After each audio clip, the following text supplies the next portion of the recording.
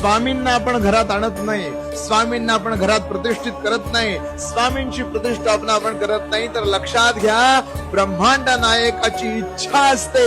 स्वामी समर्थ महाराजांची ज्यांना आपण परब्रह्म म्हणतो त्या भगवंताची इच्छा असते, म्हणून या सगळ्या गोष्टी होतात. महाराजांचं लक्ष असतंय म्हणून आपण त्यांची सेवा करू शकतो. महाराजांची इच्छा असते म्हणून आपण त्यांना देवाऱ्यात बसवू शकतो.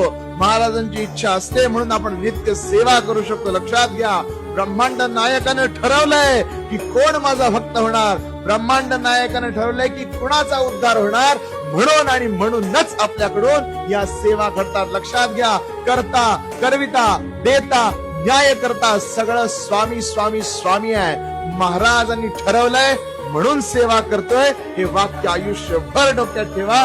कधीही गर्व, कधी ईर्ष्या, कधी दंभ मनात येऊन स्वतःची सेवा वाया जाणार नाही. श्री स्वामी.